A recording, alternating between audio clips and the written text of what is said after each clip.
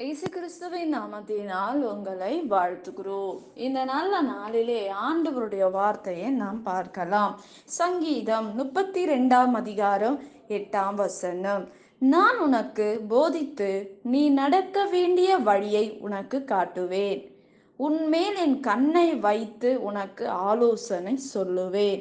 ஆம் பிரியமானவர்களே, இந்த காலை வேளையில ஆண்டவர் உங்களோட பேசுகிற வார்த்தையை நாம் பார்க்கலாம். நம்முடைய வாழ்க்கையை குறித்து, எதிர்காலத்தை குறித்து மிகப்பெரிய தடுமாற்றங்கள், குழப்பங்கள் நம்முடைய வாழ்க்கையில் வருகிறதை நாம் பார்க்கிறோம். ஆனால் யார் எனக்கு ஆலோசனை சொல்ல முடியும்? யார் என்னை நடத்துவார்கள்? யார் என்னை பராமரிப்பார்கள் என்று நாம் நினைக்கலாம். ஆனால் வேதம் சொல்லுகிறது, ஆண்டவர் நம்மை நடத்துகிற தேவனாய் இருக்கிறார். நாம் யாரிடத்தில் பேச வேண்டும், என்ன செய்ய வேண்டும், நம்மை போதிக்கிற தேவனாய் இருக்கிறார் என்று நாம் வேதத்தில் நாம் பார்க்கிறோம். இந்த நாளிலே நம்முடைய வாழ்க்கையில் எப்படிப்பட்ட ஒரு நண்பரோட நாம் பழகிறோம், எப்படிப்பட்ட ஒரு வாழ்க்கையை நாம் வாழ்கிறோம் என்பதை நாம் பார்க்க வேண்டும். உங்களுடைய வாழ்க்கையிலே, என்னுடைய வாழ்க்கையிலும் எப்படிப்பட்ட வாழ்க்கை, ஆண்டவருக்கு பிரியமான ஒரு வாழ்க்கையை நாம் வாழ்கிறோமா? இல்லை இந்த உலகத்தில் உள்ள இன்பங்கள், இந்த உலகத்தில் இருக்கிற ஆசைகள் நிமித்தமாக நம்மை அழித்து விடுகிறோமா நம்முடைய வாழ்க்கை என்பதை நாம் யோசிக்க வேண்டும். பிரியமானவர்களே, நீங்கள் நிதானித்து யோசிச்சு பாருங்க, நாம் எப்படி வாழ்கிறோம், ஆண்டவர் இடத்தில் நாம் எப்படி இருக்கிறோம், ஆண்டவர் நம்மை எப்படி நடத்துகிறார். ஆண்டவரோடு இணைந்து வாழ்கிறவர்களுக்கு கர்த்தர் அவங்களை போதித்து நடத்துவேன் என்று அவர் ஆலோசனையாய் கொடுக்கிற தேவனாய் இருக்கிறார். பிரியமானவர்களே, இந்த உலகத்தில் எத்தனையோ பேரை நாம் பார்க்கிறோம். ஆனால் ஆண்டவர் சொல்லுகிற, மனுஷன் சொல்லுகிற வார்த்தை, மனிதர்கள் நம்மை நடத்துகிற காரியங்கள், அவர்கள் இதை செய்கிறார்கள், நீயும் இதை செய்.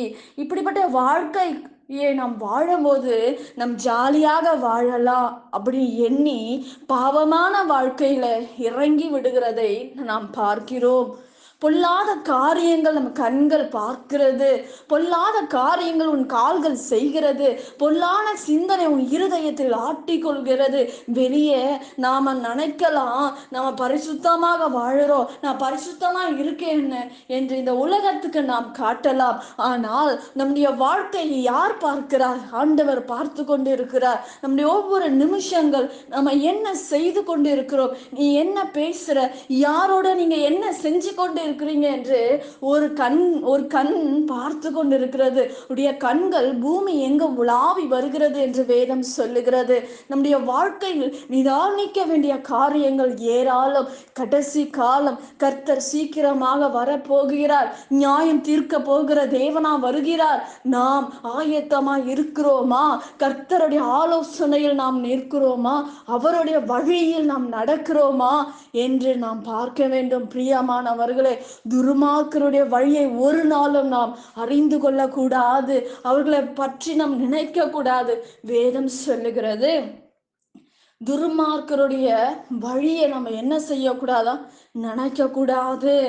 ஆண்டவருடைய பாதத்தில், கர்த்தருடைய வேதத்தை பிரியமா இருந்து தியானிக்கிற மனுஷன் பாக்கியவான் என்று நாம் வேதத்தில் பார்க்கிறோம். பிரியமானவர்களே, நிச்சயமாக என் ஆண்டவர் சொல்லுகிற காரியங்களை நாம் பார்க்க வேண்டும். அவருடைய வழியில் நாம், ஆண்டவர் நமக்கு வழியை காட்டுவேன் என்று சொல்லியிருக்கிறார்.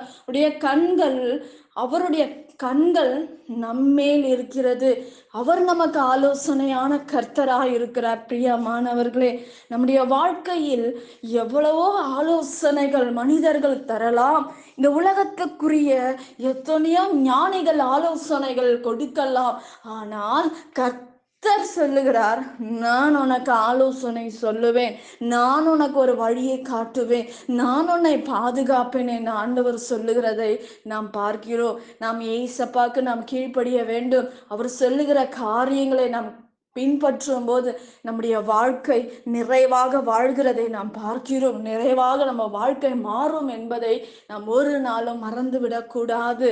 எல்லா குழப்பங்கள், எதிர்காலங்களை குறித்து பயங்கள், எதிர்காலங்களை குறித்து காரியங்களை குறித்து வேதனைகளை எடுத்து விட்டு கர்த்தர் எல்லாவற்றையும் பார்த்துப்பார். ஆண்டவர் இருக்காரு, அவர் எனக்கு உதவி செய்வாரு. நிச்சயமாக ஆண்டவர் எனக்கு வழிவாசலை உருவாக்குவார். ஆண்டவர் என் தேவைகளை சந்திப்பார். என்னுடைய எல்லா மன நிம்மதி சமாதானத்தை என் ஆண்டவர் எனக்கு தருவார். ஒவ்வொரு காரியங்களில் ஆண்டவரை மகிமைப்படுத்த வேண்டும் என்று ஆண்டவர் விரும்புகிறார். எந்த காரியமா இருந்தாலும் ஆண்டவரை முன் நிறுத்துங்க, நீங்க பின்னாடி நில்லுங்க. ஆண்டவர் உங்களை ஆசீர்வதிப்பார். உங்களுடைய கரங்களை பிடித்து ஆண்டவர் நடத்துகிற தேவனாய் இருக்கிறார். பிரியமானவர்களே, நிச்சயமாக என் ஆண்டவர் உங்களை நடத்தி, உங்களை போதித்து, உங்களை ஆசீர்வதித்து, உங்களை பெருக பண்ணுவார். நாம் ஜெபிக்கலாம். பரலோகத்தில் வாசமா இருக்கிற அன்பின் பிதாவே, உங்க நாமம் மகிமைப்படுவதாக, உங்க ராஜ்யம் வருவதாக. இசப்பா, இந்த நாள்ல ஆண்டவரே, உங்க பிள்ளைகள் ராஜா என்னென்ன தேவைகளுக்காக கேட்கிற தேவைகளை சந்திங்க. சமாதானத்தை கட்டளிடுங்க. குடும்பங்களை சமாதானத்தை கட்டளிடும்படி நான் நிறைவான சமாதானத்தை தாங்கப்பா. ஆண்டவரே, எல்லா தேவைகளை சந்திங்கப்பா. இந்த மாதத்துக்குரிய தேவைகளை இசப்பா நீங்க சந்திங்க. ஃபீஸ் கட்ட முடியாத இருக்கிற பிள்ளைகளுக்கு தேவைகளை சந்திங்க ராஜா.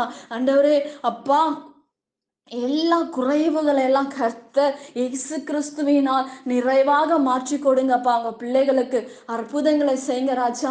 ஒவ்வொரு குடும்பங்களிலும் ராஜா அற்புதம் நடக்கட்டப்பா. தடைகளெல்லாம் மாற்றுங்க. ரத்தத்துல மூடி மறைத்து கொள்ளுங்க. வேலை இல்லாதவர்களுக்கு வேலையை கட்டளிடுங்கப்பா. எல்லா குடும்பங்களில் இருக்கிற எல்லா பிரச்சனைகள் மாறட்டும்பா.